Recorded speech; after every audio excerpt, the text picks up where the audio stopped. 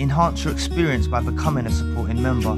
Gain access to unseen videos and video requests. 3-day free trial by visiting zionmembership.com. Chosen ones, empaths.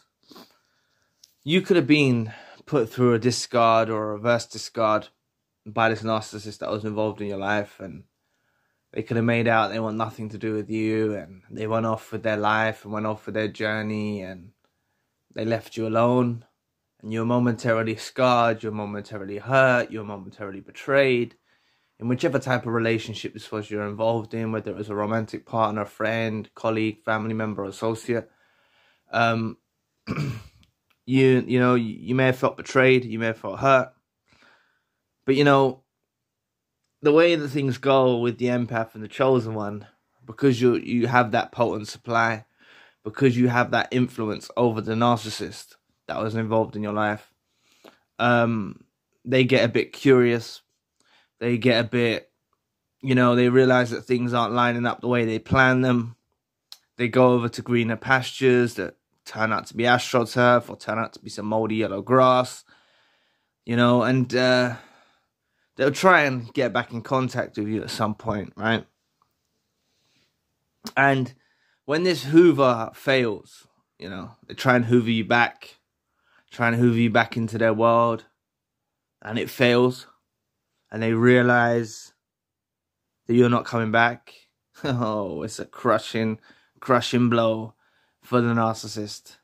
It's a real crushing blow, because you see, what occupied their mind while they were going about their journey, meeting new supplies and living their life, they thought they had a safety net. They thought they had someone that would always be willing to enter their life again. And that was you. They believed you to be a safety net. They believed you to be someone that would always accept their offer, right? To come back into their life.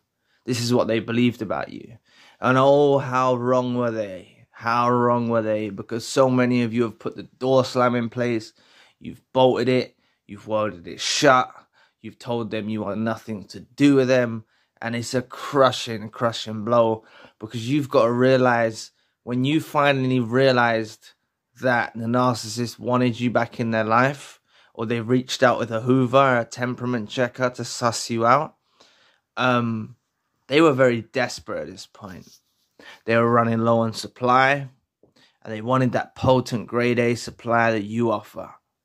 And they had it in their illusionary minds. They already ran the scans in their mind and ruminated about it and kind of figured and worked it out and prepared for how your reaction would be. And your reaction was totally different to what they anticipated, right?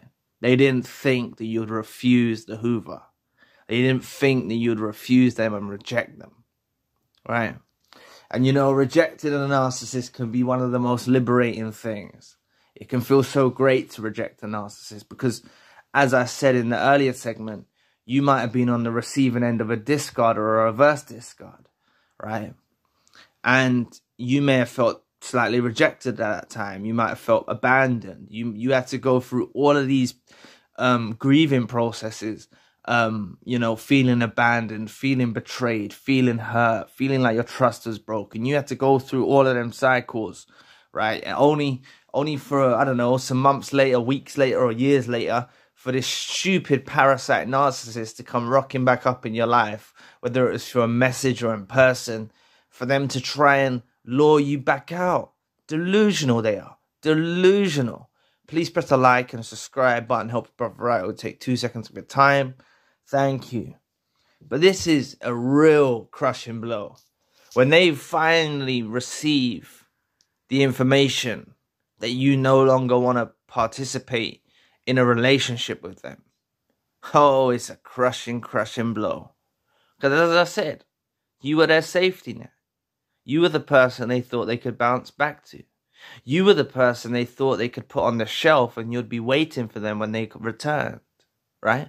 Because let's face it, a narcissist is never really ever truly done with the victim of the narcissistic abuse. They only put you on the shelf, right? On the hook. That's what they do. they always come circulating back around, you know, recycling supplies and coming back round again. That's what they do.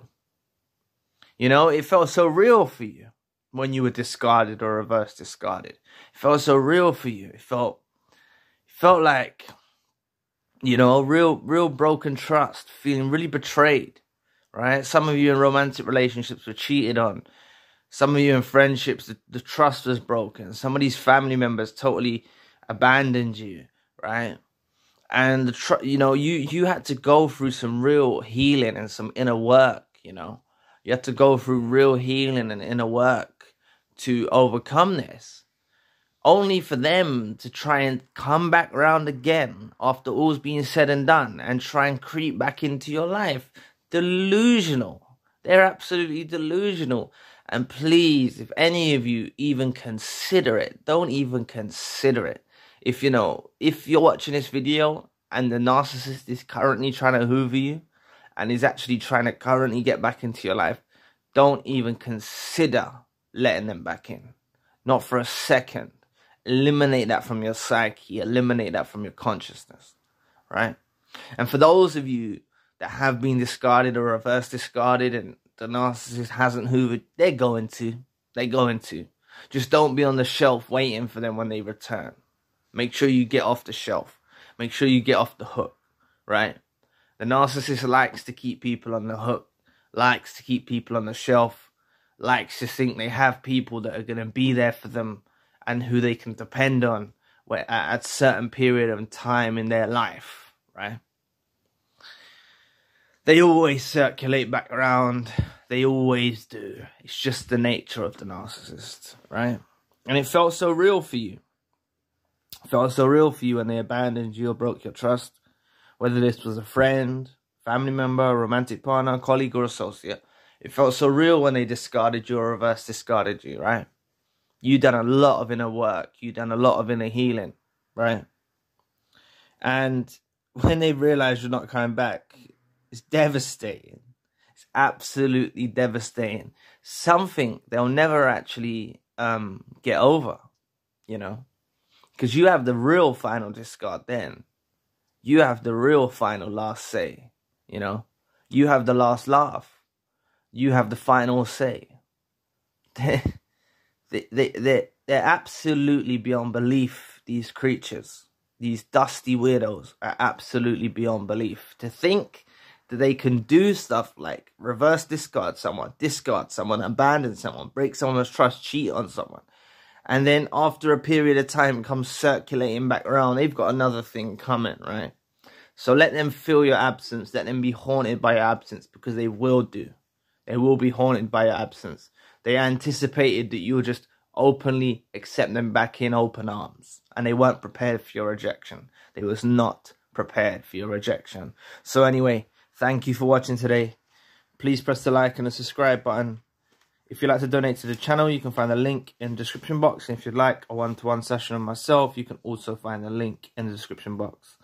Currently, I've got the secondary channel, the spiritual channel.